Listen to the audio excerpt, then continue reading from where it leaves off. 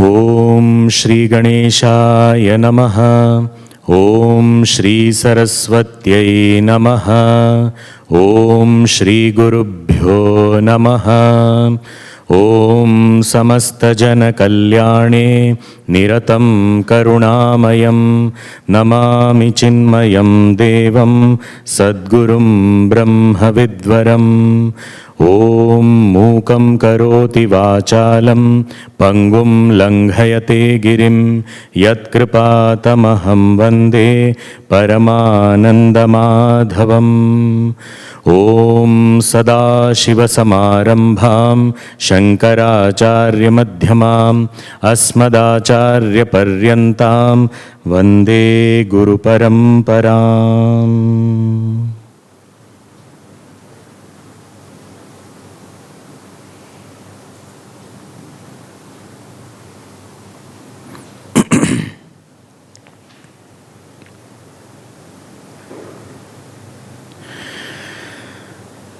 श्री राम जय जय राम। श्री राम जय राम। श्री राम जय जय राम।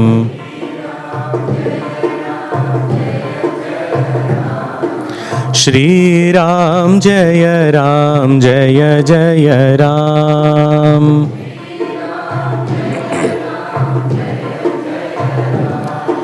श्री राम जय जय राम।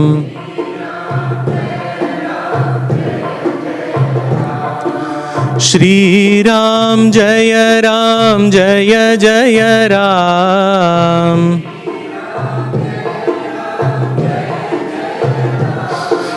श्री राम जय जय राम।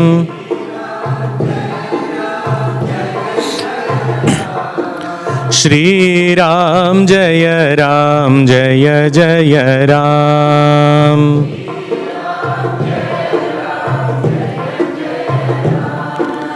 श्री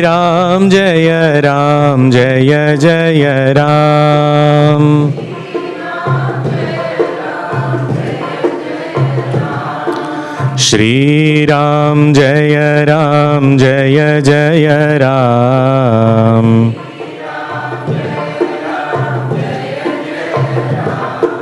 श्री राम जय जय राम।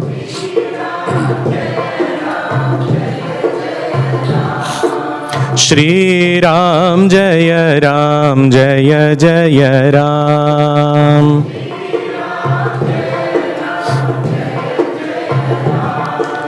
जय जय राम।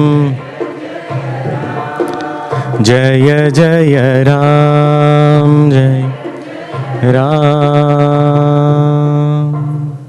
बोलिए सियावर रामचंद्र की, पवन सुत हनुमान की, श्री सद्गुरुनाथ महाराज की जय।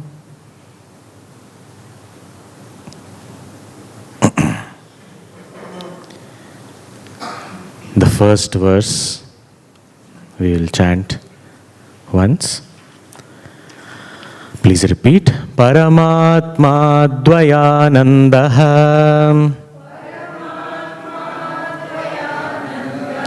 Sarvabhutasthitopiha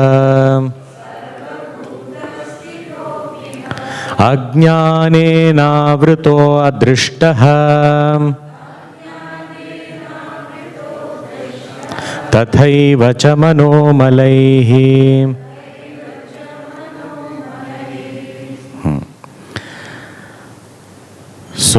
So far what we have seen is this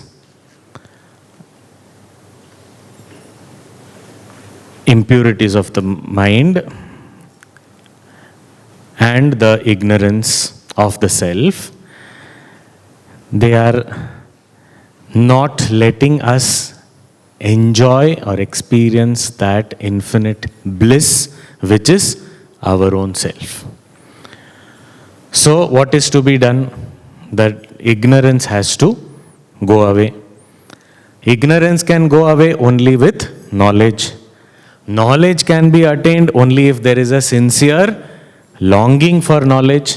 And that sincere longing for knowledge does not happen until we have these impurities of the mind. Even if by chance I may get knowledge, even then abidance in knowledge is not possible if there are impurities in the mind. So therefore, we need to get this impurities out of the mind. We have to purify our mind. That is important, inevitable. And for that, what can we do? So there are different Bahiranga sadhanas, preparatory, preliminary sadhanas that have been pointed out. Yajna, Dana, Tapa, Japa, Tirtha, Vrata, all these different types of sadhanas, we saw them. And all these different sadhanas are meant to purify the mind. Why do we want to purify the mind? So that we have that genuine quest for knowledge. And through that we get the knowledge and we get abidance in the knowledge, so that we are able to experience and enjoy that happiness which we ourselves are. And if we miss it, then something that is so very close to us, we reached so close and then we missed it. So what a big loss it would be. So therefore, it is important for us to work on ourselves, purify our mind, get rid of all these impurities, so that we are able to fulfill our human birth, fulfill our human life. So now, all these different sadhanas were pointed out and said all these can help in purifying our mind. But if we notice, many of these preliminary sadhanas, they have two limitations. One is, it is dependent on something external. If I want to go for a pilgrimage, then I am dependent on so many things, so I have to be, so there has to be a place of pilgrimage. I have to be able to reach there, so the means of transport is required. There I have to go and do certain things. So if I want to have satsang, then there has to be someone who can give satsang. So many things. We are dependent on so many different aspects. So that is one thing. Second thing is, such kind of sadhanas, we also find when we perform that for some time it does give us some kind of, that feeling of, okay, mind is pure, mind is peaceful, I'm feeling good. But after some time, again, what we call as back to normal. It is not normal, it is abnormal. But back to square one, as we were. Jaise the, gone. Then again I have to do this. And as long as I am doing the sadhana, so long it is maintained. My mind is peaceful. Then again, lost.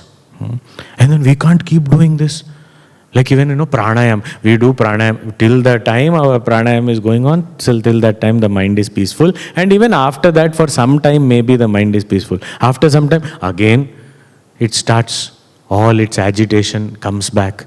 So now the question is there something that is long-lasting solution where once I do this, then the impurities don't come back at all?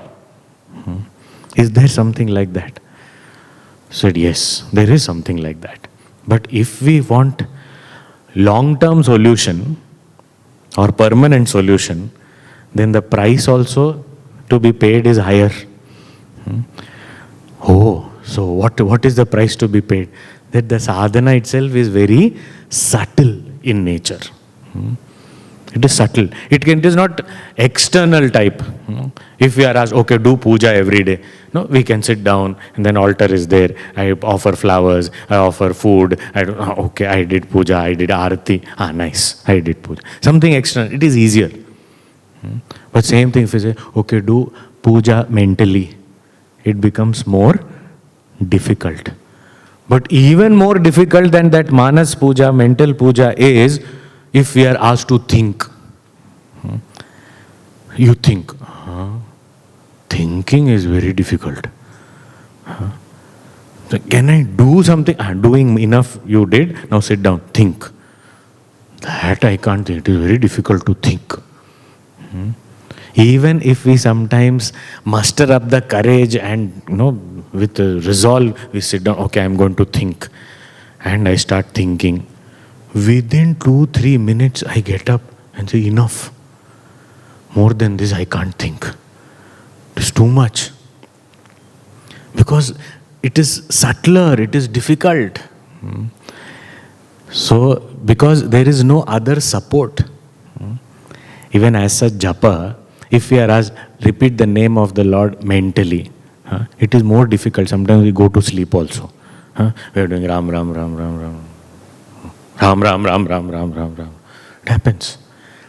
That is why we are said, okay, chant loudly. So loudly, at least we will ourselves hear our own japa. That much. So chant loudly. Even that also sometimes is not sufficient. So we are given one mala. Count. Keep. Each bead you keep on rotating. Ram, Ram, Ram, Ram, Ram. So this also. So body, speech, mind, everything. So I need support. It is like, when we are using a tricycle, 3 wheels, it is easy. Even children also can ride. Then slowly coming to a bicycle, 2 wheels only. So we need better balance. So you need to have more confidence and the skill, and then you can ride a bicycle. But sometimes if it is monocycle, only 1 wheel, on top of that there is a seat. And then you have to sit on that seat, and then 1 wheel only, monocycle. It is very difficult. Only in circuses we find monocycle, not on the roads. Because it is very difficult, everyone cannot. So, if the support of the body, the speech, the mind, everything is there, then it is easier. But only mind, single, monocycle, very difficult. So that is why next Guruji is indicating that all these sadhanas which we have done, these 2 limitations are there. One is time bound. And then second is that I am dependent on something else. But here, there is something that I can do independently and long-term result. But what is it? It is a little bit difficult. What is it? 8th. Vichara sadhanam shreshtham varnyate trayathamati trayathamati mahatvam tasya vai proktam krishnena swayameva hi. Guruji says that of all this, the best sadhana is vichara, thinking. Vichara sadhanam shreshtham. And Guruji is saying, now we shall take up in this text also, we shall take up this sadhana and elaborate upon it, how to purify our mind, how to get rid of all the impurities of the mind through vichara. Why? Because through vichara, these 2 limitations of the other sadhanas are not there. What is it? That it is not a time-bound thing. Because I am thinking that time the impurities are gone. After that again they came back. No. Once thinking is done and proper right thinking is done, then they don't come back because the right understanding has dawned. And second is, I am not dependent on anything or anybody for thinking. What am I dependent on? Independently I think. So vichara sadhanam shreshtham, it is considered to be the best sadhana. And varnyatetra, now it shall be described or elaborated upon. Yathamati. Guruji is saying, as per my understanding. So we are going to think about this. Achha, why are you saying that this thinking is the best sadhana? So it is not that it is just somebody's opinion. Bhagavan himself has said this in the Bhagavad Gita. That is why I say, Mahatvam tasya vai proktam Krishnena swayamevahi. Shri Krishna himself has talked about its importance. Its importance? Importance of the right thinking. Where is it said that in the Bhagavad Gita? Where? So the next verse is saying, Nahi jnanena sadrisham pavitramiha vidyate bahavo jnana tapasa puta madbhavamagataha.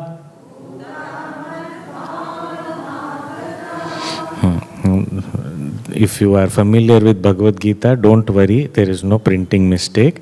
These are both the lines are taken from different verses. It is just here quoted, that's all. So it is not that there is any mistake here.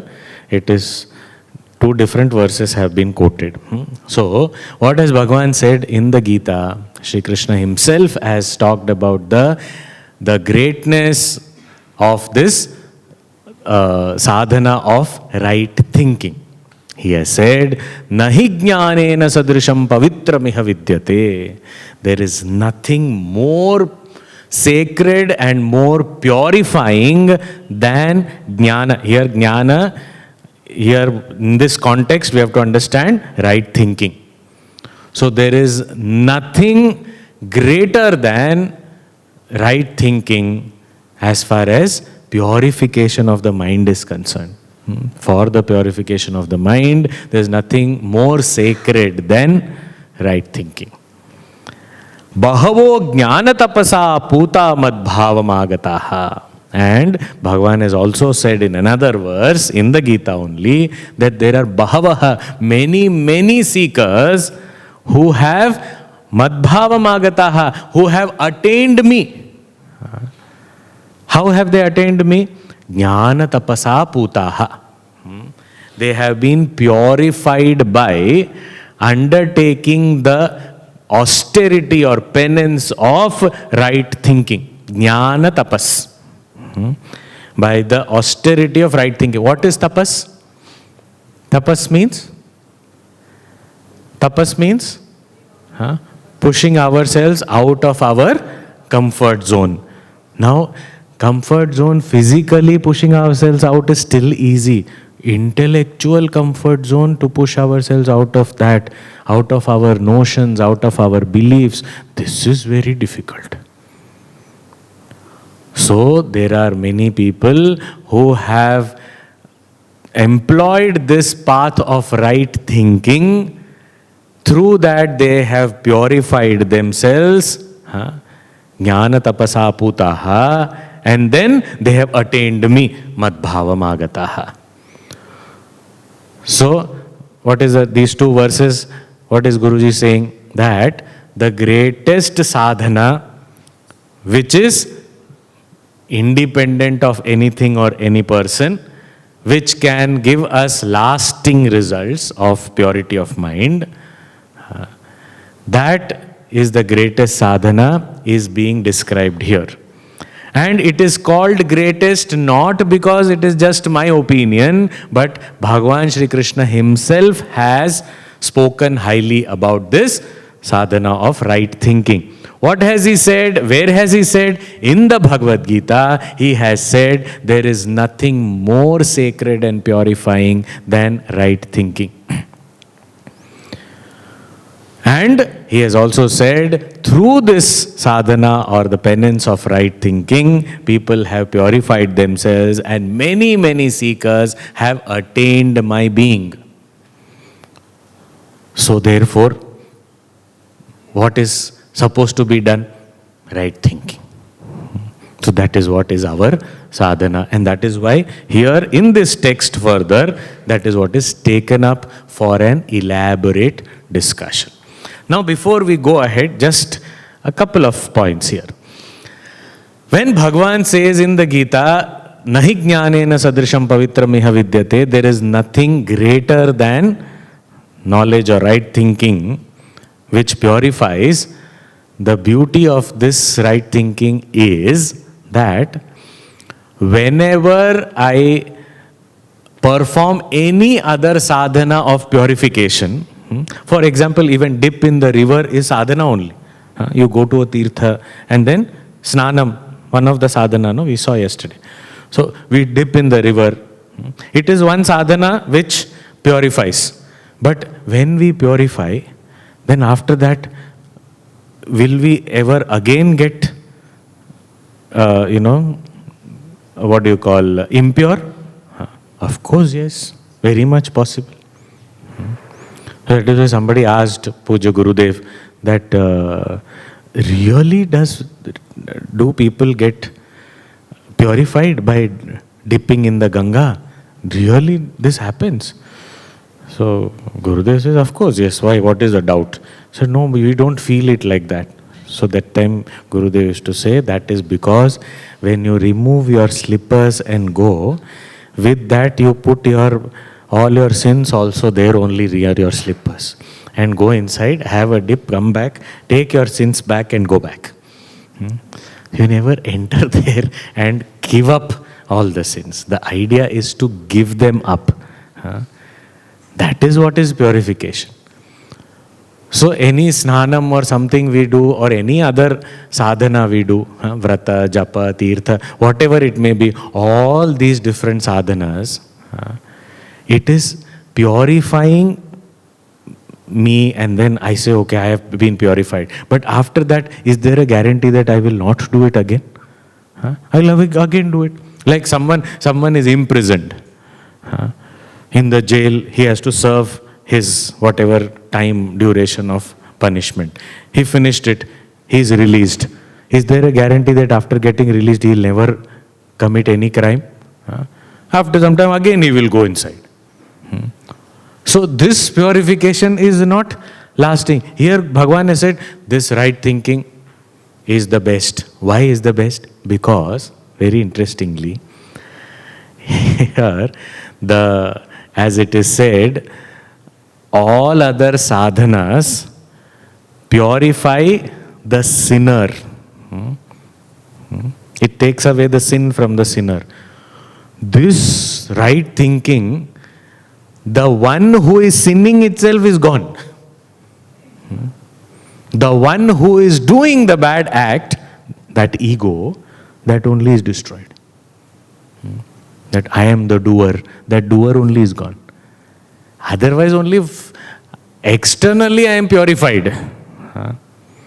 But here, the one who is capable of committing mistakes, that person only is gone. So it is not something that is just externally solving the problem. The root cause of the problem, the one who is committing mistakes after mistake, the one on whom all the impurities are supported, that support only is gone. That is real purification. So, nahi jnanena sadrisham pavitram iha vidyaste. And that is why many people, through this right thinking, we all must have heard of Bhagavan Raman Maharshi. He never used to travel or anything. He came to this place called Tiruvannamalai. He stayed there only.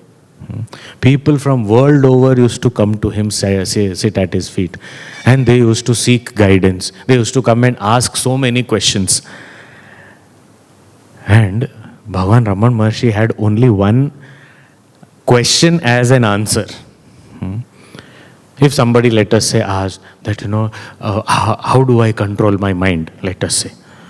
So Bhagavan Raman Maharshi used to ask, who is asking this question? I am asking this question. Who is this I? Where is this I coming from?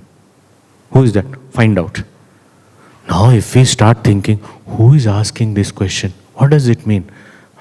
Is it the body which is asking? No, body is not asking. Okay, is it the mind which is asking? The mind only is troubled now. But who is really asking? Who knows that the mind is troubled? Who knows that the mind is agitated? Who knows about this? Who is that I? After all, I, when we say, it is also a thought.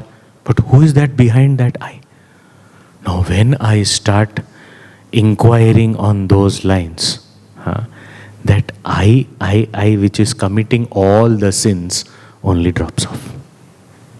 Then what remains? So after that, there is no further purification required. So right thinking will lead us there. So that is why here, Bhagavan Shri Krishna himself has said that this is the jnana tapas that one has to perform. Okay, so we shall perform this jnana tapas.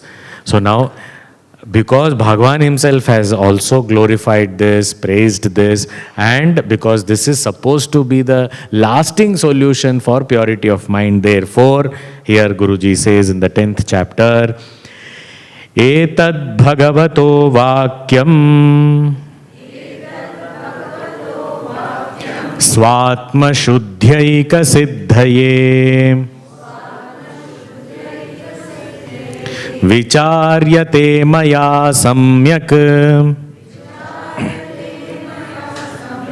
Shri Harir Me Prasidatam. Etad Bhagavato Vakyam, these words or these sentences or these statements made by Bhagavan himself, Shri Krishna, Maya Samyak Vicharyate, now is taken up for reflection by me. Means when, by me means for all of us it is. Means in this text, going further, we are going to reflect upon these statements made by the Lord himself. And we shall take it up as a sadhana now. Why? For what? Swatma Shuddhi Eka Siddhaye. For the sake of purification of our own mind. So what is Guruji saying here? Because thinking, right thinking is the supreme sadhana. And it has been praised by Bhagavan also in the Bhagavad Gita. Therefore, these statements are taken up for personal reflection so that it will lead me to purification of my own mind. So therefore, I take this up. But I take up right thinking. But will I succeed? Because there is no other support. How will I succeed? Who is my support? On this spiritual path, our only support is Bhagavan. Nobody else. And that is why when Bhagavan Adi Shankaracharya ji also, when he was guiding his students on the entire journey of a seeker, at that time he says, one should have devotion for the Lord. Bhakti is very important. Because otherwise who else will support? Because this is a path that we have to tread alone. There is no one who can walk beside us. So then what about God? God is always there within our hearts. So we have to hold on to His feet only. So that is why here Guruji is also saying, Shri Harir Me Prasidatam. May Shri Hari, the Lord Hari, be pleased and be gracious to bless me on this path of right thinking. Because this is very subtle. This kind of thinking path, it is so subtle, and that is why we need God's grace. Because sometimes we may be thinking wrong also, but we must be thinking that it is right. So many such problems happen. Because for this, what we are talking about is purification of mind. Now, I say, okay, I take up right thinking as a sadhana to purify my own mind. But what is the guarantee that I am thinking in the right direction? Because what is the first step? First step, I have to first identify what are the impurities.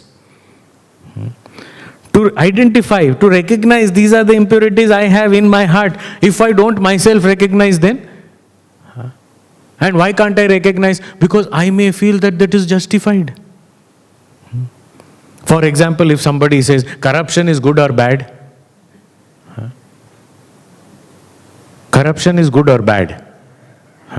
Corruption is bad. So then why are you taking bribe and all? I am not taking bribe. This is not corruption, this is cooperation. That is wrong thinking. This is not right thinking. Who will help us? It has to be with the grace of God. Otherwise, how will we know? We may be thinking wrong only all the while. No, this is not called. Sometimes we say, we should speak truth always. Yes, we should speak truth. And then, okay, why did you not tell that person? I did not tell. See, I did not speak. It was not, I didn't lie, you see. So to conceal it and hide it also is a form of untruth only. Let us be very honest with ourselves. Even if we don't accept it in front of the world, within ourselves at least we have to be honest that it is not. That is the right thinking. And to be very, very honest in this path of right thinking is very difficult. So we do need some support. Sometimes we may feel that I am left all alone because I am thinking this way. So often what happens is, for the sake of garnering support of the society or the community around me, I compromise on my own values. I start thinking incorrectly. So right thinking, sometimes even if I feel alone, I say I am holding on to Bhagavan. He is there as my support. He is my strength. So with that, I start right thinking. So thinking is something that is, and nobody can, see, if we are chanting, let us say, if chanting is the sadhana, it is also one of the preparatory preliminary sadhana. So if chanting, let us say, is the sadhana, now somebody listens to my chanting and say, you are making mistake. You have to correct your chanting. That is possible. Why? Because somebody is listening and somebody can tell me. Whereas here, thinking, can someone listen to my thinking? And even if I go and tell someone, will I be open to that person's feedback?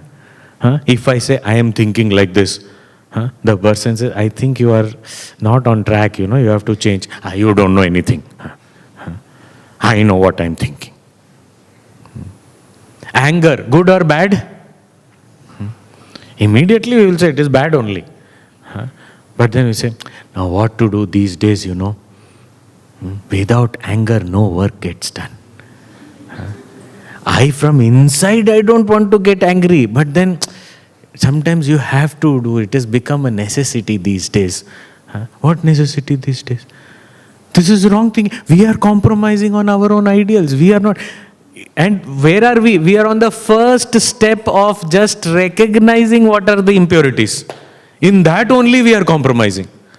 Then what to talk of the further steps of taking action against removal of those impurities. That is even more difficult. First, even to accept that this is, yes, I have this problem. I am constantly in denial phase. People, there's this example.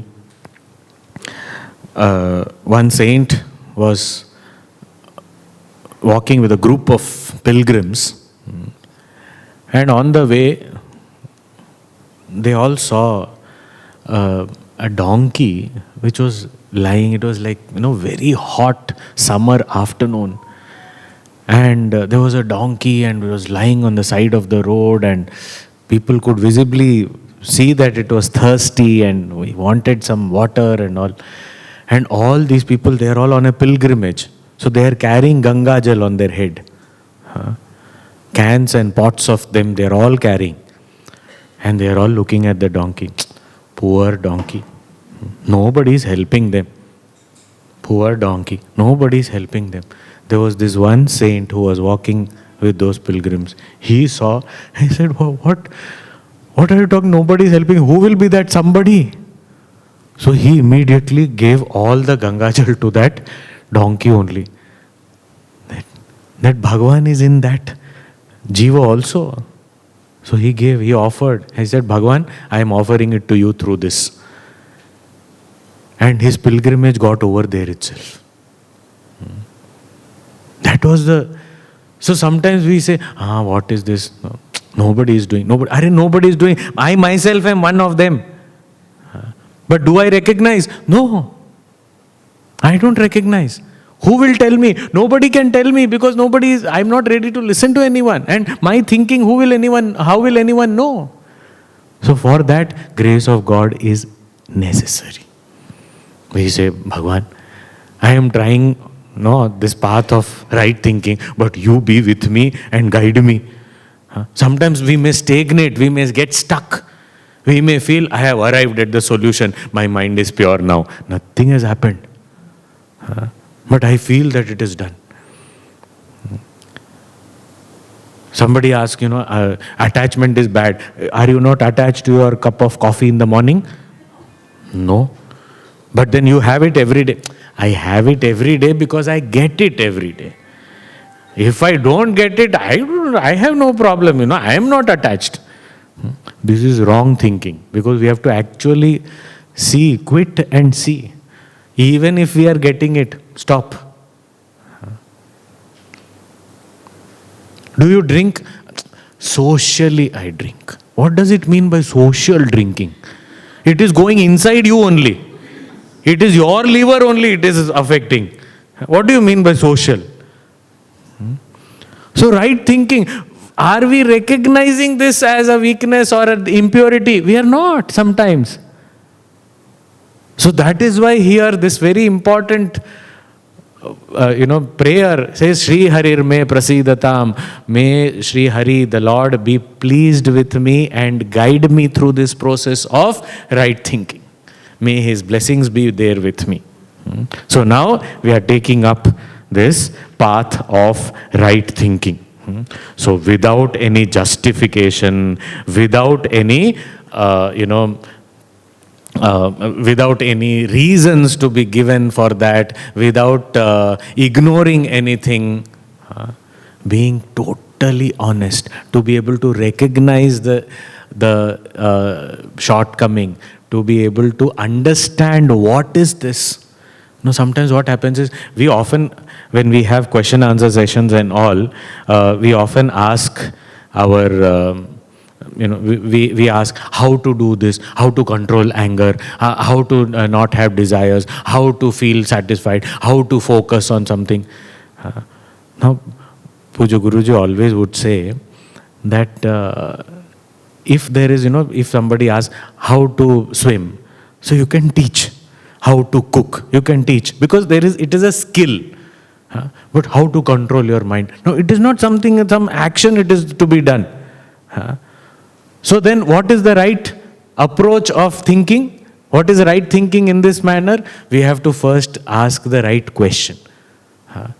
Before how, the point is, what is it? How to control anger. Now, what is anger is more important. Do I know what is anger? So how to control anger? Straight away. What is anger? Where does it come from? How does it affect me? Who all does it affect? Does it affect everyone? Or there are some people who it doesn't affect? Is it beneficial also at times? Or is it always bad? I should know completely about it, what it is all about. So, I should recognize without justification, accept this is there in me, and then also understand what it is, when does it act, where does it act, on whom does it act, what all it can lead to, what can be the calamitous consequences of these impurities. I need to know that. When we all, sometimes we may have gone for these treks and, mountaineering and adventure sports and all these things. When we go for, we feel there is a lot of joy. We are very happy. The reason of being happy is Because when we are doing the rock climbing or something, or whitewater rafting and this, that, rappelling, this, that. So when we are doing these kind of adventure sports, we are feeling so happy, not because of what we are doing, but because of the state of our mind. The mind is completely in the present. And why is it in the present? Because I know one slip and gone. So I said, no. I have to pay attention. Full focus is there. And that's what gives me a lot of joy. That my mind is completely in the present. I feel happy. Because I know what are the consequences. If I slip, if I don't pay attention, this is what is going to happen. We must have heard of this story. There are various different characters with whom this story has been said, that this youngster came to this great king, and then the king said, now I have to take your test. So he gives a bowl full of oil or water or whatever, up to the brim full. And then he says, you take this bowl and go around this city, and there will be a soldier behind you with a sword. And one drop of oil spills out, he will chop off your head. Now when one knows that this is going to be the consequence, will he be inadvertent? Will he look around, what is there here, everything? Full focus. That is why one day before the exam, the child's concentration level is 100%, provided the student knows what will be the consequence of not studying. I don't want to fail. So that fear works. So I know what is it. So knowing the consequence, that is also thinking. I need to know what it can lead to, what kind of devastating effects it can lead to. And then of course, how I can come out of it. What is the antidote? How can it be purified, removed from my system? So all these different things have to be done in this right thinking. Now, in the next verse, Puja Guruji has now enumerated. Earlier he had enumerated some sadhanas, means to purify. Now right thinking, we are saying we have to first recognize what are the impurities and then see whether they are there within me. So now a list of impurities has been given. And I am sure we don't need this list. And in fact, we will be able to write 2-3 more verses. Guruji has summed it up in one verse. We can write more verses on this. This topic is our expertise. So 11th verse. Ragadveshadayah kamaha krodhalobhadayopi cha ahankarastatha swarthaha vividha manaso malaha. Manasaho malaha. These are impurities of mind. Vividhaha, different types of impurities of mind. Now when we say impure water means what? Impure water means it has something other than water. But something other than water can be so many different types of things. So similarly, here these impurities in the mind can be different types of vividhaha, different types of impurities of the mind. Acha, what are these? So some of them. Here in this verse itself, 2 times etc. word has been given. Twice. Indicative of you understand rest. Raga dvesha adayah. Adayah means etc. What? Raga dvesha, likes, dislikes. Attraction, aversion. This is, likes and dislikes are also impurity. Of course they are impurities. Some things I like. something I don't like. And what do? It's a very funny picture of our life. Our life is full of running. And there is someone running ahead of us and someone running behind us. So we are also running. So 3 people. So in the middle we are running. So who is running ahead of us? All those things that we like. That is also running away. So we are running after them. And who is coming behind after us? Things that we don't like. They are running behind us. As though those things that we don't like are all following us. And those things we like are running away from us. And we are running away from that we don't like and towards what we like. And we are constantly running. And most of the time, both these people are faster than us. And then I am all sorrowful and I say, what is this? Why am I getting all this only? I wanted that ran away, and I didn't want this came and caught me. What to do?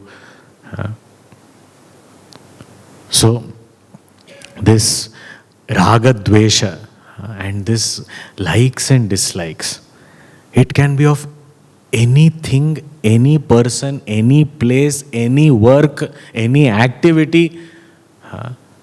There can be preferences and prejudices, likes and dislikes. I like this person, I don't like this person. I like this place, I don't like this place. I like this thing, I don't like this thing. And now how am I living? I am living my life also looking at likes and dislikes only. So which means, if I go to a place, I go myself only. I go myself to a place, I choose to go there, and I go there and I say, all these people, I don't like them. I go away. Like sometimes, I go to a temple. Why do we go to a temple? Who do we want to meet in the temple? We come to meet Bhagwan only, no, in the temple. So we go to the temple to meet Bhagwan. And then we say, all these people, I don't like these people. We go away from the gate only. What is the purpose? The purpose of my coming to the temple is to meet Bhagwan, not people who have come, other people who have come. They have also come to meet Bhagwan only. They are not coming here to meet me. So according to my likes and dislikes, I change my path.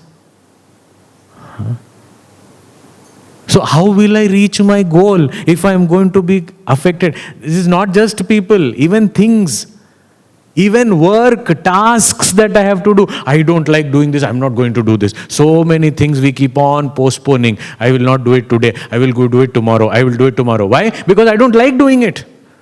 But there are some things which immediately, as soon as it comes, we do it. Why? Because I like doing it.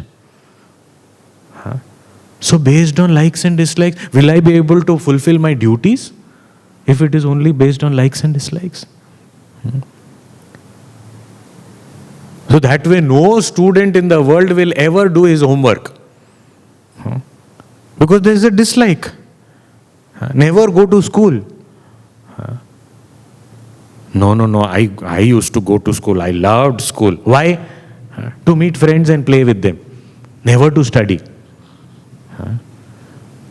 Study we did because we had to. We were sent by force. And we went and sat in the class. Poor teacher. Had to deal with a student like us. His mother was waking up her son. Son, get up, beta, get up now, it is time, it's about time for school, get up, you have to go to school. The son said, no mummy, I will not go there. No, there all the teachers, all the students, everyone troubles me. Why should I go every day? I don't want to go. The mother said, beta, you have to go because you are the principal of the school. So get up. So I don't like to go. You have to go. It is your duty. So raga, dvesha, adaya, etc. here already. So anything related to that, So it can go to the extent of the raga, the liking can go to the extent of desire, lust, etc. also. The dvesha, the dislike can go to further into hatred also. So such kind of thing. So raga, dvesha, dayaha, kamaha, desire. And this desire is something, it can come to our mind by any means. I see something, suddenly desire came. I heard something, desire came. I smell something, suddenly desire came. Anything can lead to. And if there is nothing outside, in my mind suddenly some thought came, some memory came, immediately desire came. Kama. And this desire can slowly, trouble me like anything. And if that desire is not fulfilled, krodha. If the desire is not fulfilled, then I get really agitated and angry. Even if it is fulfilled also, that agitation is still there. Agitation is not gone. Desire will always lead to agitation. It cannot keep me peaceful. So krodha, and otherwise, if something I like and I get, then I want more and more of it. That is called lobha, greed. So desire, anger, greed, lobha, adaya, etc. So which means that all these different... Now, I have a desire, it is unfulfilled, anger. Fulfilled, greed. This much is only with me. Now, somebody's similar desire, that person's desire is fulfilled, mine is not fulfilled. Then jealousy. Mine is fulfilled, that person's is not fulfilled. Vanity. So all this. Now, if somebody's desire is fulfilled or unfulfilled, why should it create anything in my... This is impurity. So this desire is first. And desire's diluted form is likes and dislikes. So that is the first thing. Likes and dislikes, the main thing. And that is why in Bhagavad Gita also, Bhagavan Shri Krishna has said that these raga, dvesha, these likes and dislikes are like highway robbers. When we are traveling through the highway, nobody is there. Long distance, nobody is there. And these robbers come, they loot everything away. Nothing is remaining. Now I am stranded.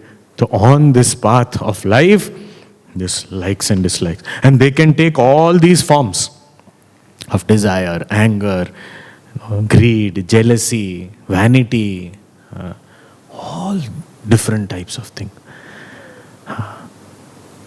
And then the center of all this, who is having the desire, who is having the likes and dislikes? Ahankara. That.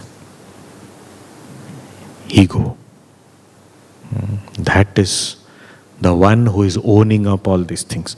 I have the desire. I am angry. I am greedy. I want this. How come he got this? Why I did not? All this. I. This is the center of all this. And any little thing somebody does which I don't like, I told you, why did you not do? I am sitting here, how can you do this? Ahankara. Tatha swartha. Swartha, self-centeredness. Everything for me, for me, for me. What will I get? What will I get? Only that. No other consideration. I will do this. What will I get? Being all the time. This is mine. Swartha. So ahankara, I, swartha, my. And these are all so subtle we don't even understand. Sometimes we are not conscious or we are not alert enough, and at that time suddenly we find that the mind is agitated. What happened? And sometimes we should sit down and think, what really happened? Why is the mind suddenly agitated? I didn't do anything. I didn't know. What happened? What must have happened? And then sometimes when we trace back, we find somebody did not smile looking at me. No, somebody did not smile at me. Now it has created so much of agitation, I am not able to sleep at night. And that person is nicely sleeping. The one who did not smile.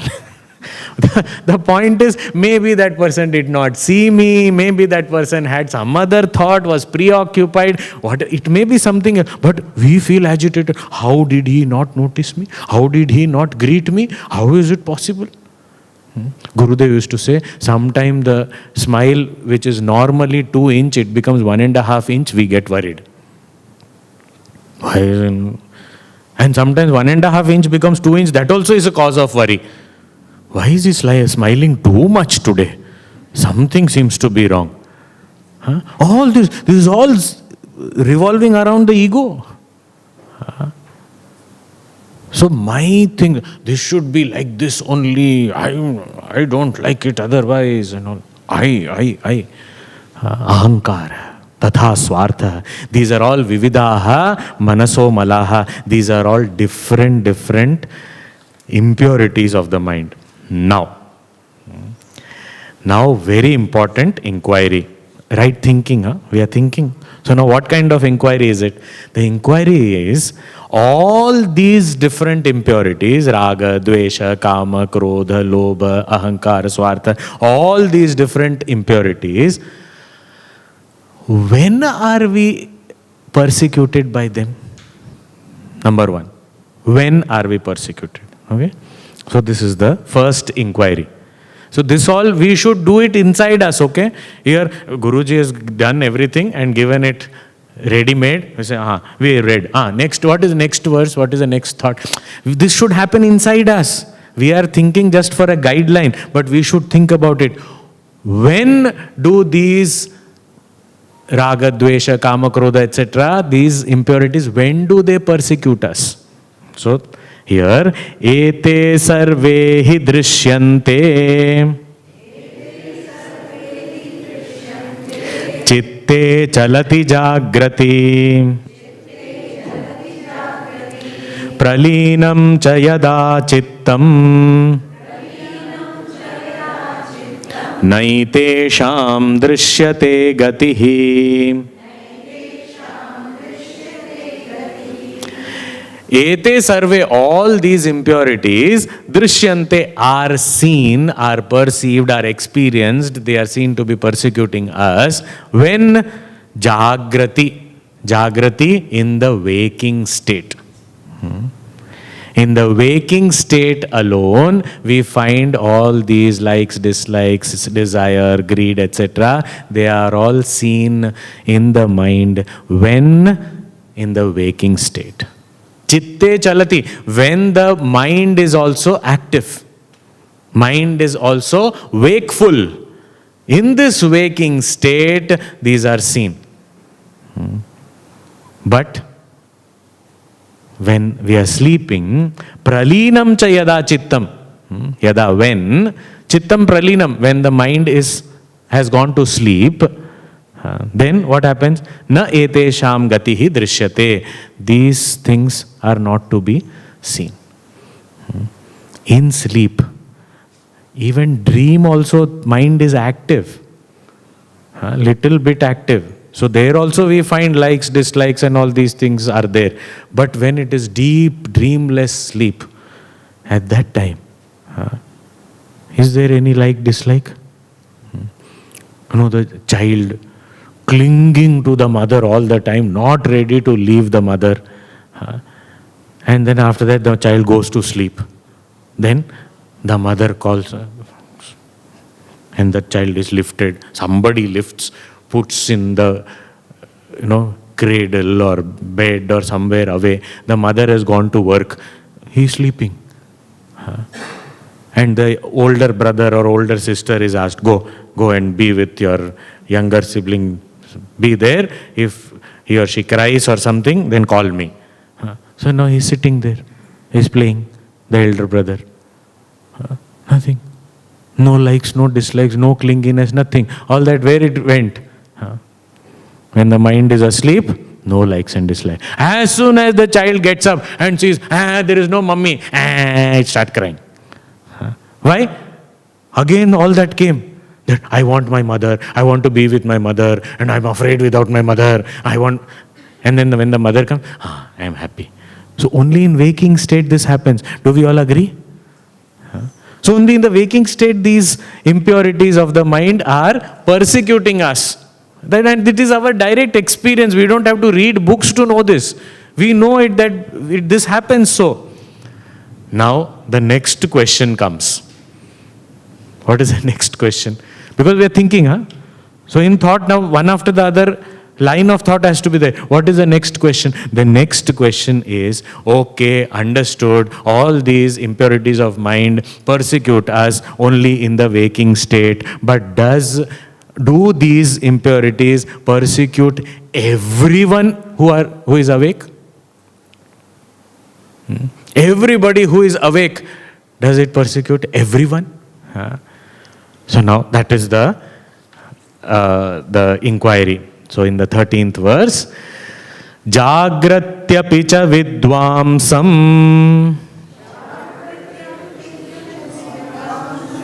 Pidayanti na te tatha Avidvamsam yatha lokam Daya patram cha sarvada. Jagrati api, even in the waking state, if there is a person who has realized, a wise person, a realized knowledgeable person, such a person, even in the waking state, these impurities don't disturb them. Vidvamsam na pidayanti. They don't persecute a person of knowledge. A realized person is not persecuted by these. How? They are not persecuted the way these impurities persecute the ignorant person. Avidvamsam yatha lokam. Like these impurities persecute the ignorant, they don't disturb the knowledgeable. And the ignorant people, how are they affected by these impurities? Daya patram. Their state is rather pitiable. Oh, poor thing. What happened to you? Too many desires. What to do? Nowadays when we go to the doctor, what does the doctor say? Actually there is no problem. This is all because of your stress. What is stress? Impurity of mind only, no? Stress. I want so much, or I get angry very easily. I feel jealous. I am worried all the time. All these types of things only. Daya patram, pitiable condition. What happened to you? What to speak? How much time do you have? I will tell you my story. Dukh bari dastan. Story of my misery. One man was running very fast. The other man tried to catch him. He could not. He stopped, got tired.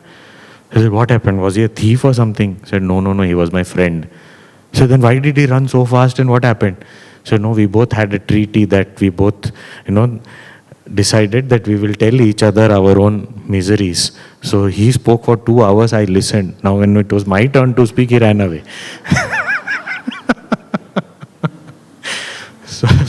So much to talk about. I am such a pitiable condition I am in. Ignorance brings us to this state. So here Guruji is saying that a person who is ignorant and is persecuted so much and troubled by these impurities Which impurity is not outside, within our own mind. They are troubling us only.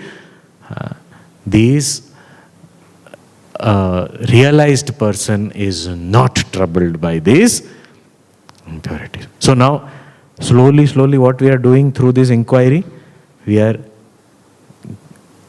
slowly coming to the problem. Where is it? So first, only in waking state. So sleep, it's not there. Remove it. Okay. Even in waking state, knowledgeable people, it is not there. Remove it. Wise people, no. Then only ignorant people remain. Now further inquiry. What is the further thought? So the further thought is 14th verse. Tasmadajnanamevatra sarvada dukkha karanam tatsvarupam hi jnatavyam vicharena dhunamaya. Tasmat means therefore. Therefore means based on this inquiry, we come to the conclusion that therefore ajnanam eva atra sarvada dukkha karanam. Sarvada always, atra here in this life, dukkha karanam, the cause of sorrow is ajnanam eva, only ignorance. This is logical deduction of thought. Step by step we reached here. It is not just a declaration without any thinking. This is step by step we have reached this place. What is it? That it is only ignorance which is the cause of sorrow. Because where there is knowledge, we find there is no sorrow. These impurities are not doing anything to them. So it is the cause of sorrow is ignorance. This is a conclusive thought through our logical inquiry. This is right thinking. Ajnanamevatra sarvada dukkha karanam. Now what will be, if we are independently thinking, what will be our next question if this conclusion has come that therefore based on our thought it is ignorance that is the cause of all sorrow? Then what will be the next thought or question that will come in our mind? How to remove ignorance? And Guruji says that is not the right question. Why? Because how question has to be preceded by what? We just said no. Because how we may ask, but is it some physical action or a skill? How to get rid of ignorance? You take a forceps and pick it up. Skillfully lift that ignorance and take it and throw it in the bin. Gone, ignorance. If it was something like that, we can say that this is how step by step.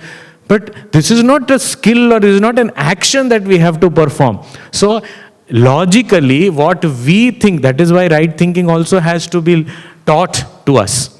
That is why scriptures, masters, they are required to teach us how to think also. So it is not how to remove ignorance. Yes, ignorance is the cause of all sorrow. But what is this ignorance? Tatsvarupam hi jnatavyam. I have to know what this ignorance is. I should understand its nature. Where is it coming from? What is it? Did it begin? Where was it born? How was it born? I need to know about it. I want information. Whenever, even when we play, one team is playing against another team. So then that opponent team, this team has to get information about, okay, which are the strong players, who are this, what is the strength of this team, and what is its weakness, how we can play against them, how we can win. So we have to know more about the opponent. Similarly here, if ignorance is a tat swarupam hi jnatavyam. So I have to know what the nature of this ignorance is.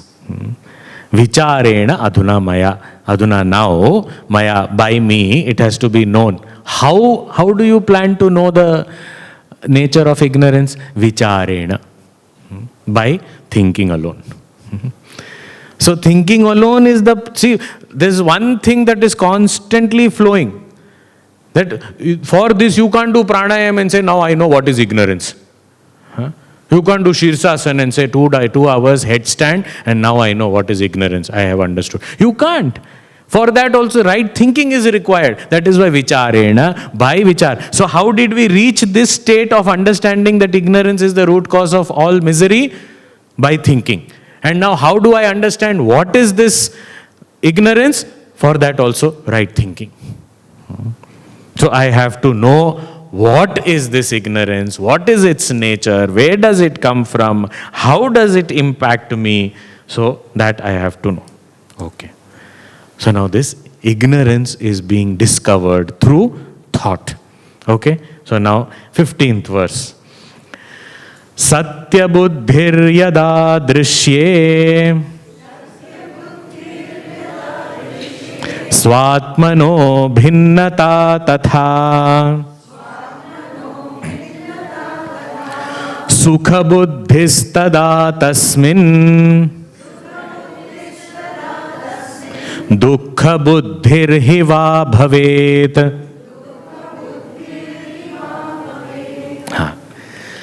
Let us say there was a person who was born in the floating hospital of the clouds. He married a woman who was born from the space of the external galaxies. And this woman was barren. Barren means no child. These two people, their son was interested in horse riding. He bought a horse which had huge horns. And this horse he sat on and started galloping towards that island which had no waters surrounding it. There he went and met the doctor to find a cure for his dying wife.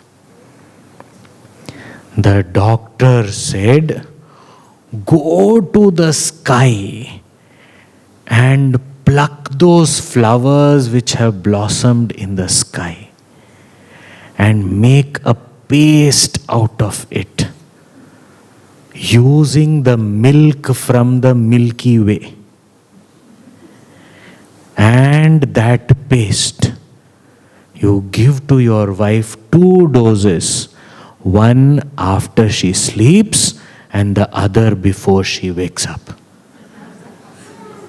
And when he went and wanted to give this medicine to the wife, he got late and his wife died. Now what do you feel for this man? Do you feel anything for this man? Anything? Do you feel anything about the doctor? Anything? Any feeling you have? I feel so sad for the man, he lost his wife. I feel so angry with the doctor. What kind of doses you were giving and after sleeping and before getting up? How is it possible? Anything we feel? The story only started, the foundation of the story is there is no truth in this story. And when there is no truth in this story, will we feel happy or sad about it? This is exactly what here Guruji wants to say. Satya buddhir yada drishye swatmano bhinnata tatha. When we see something as real, and that is when we start associating joy or sorrow with them. If there is no reality, there is no joy or sorrow. So, if something is unreal and I think it is real, then it can become a cause of joy or sorrow. But if it is known as it is unreal only, it is non-existent only, then it cannot touch me also. So more about this, little more we will discuss and move forward. Very beautiful thinking. Om Purnamadah Purnamidam Purnat Purnamudachyate Purnasya Purnamadaya Purnameva Vashishyate.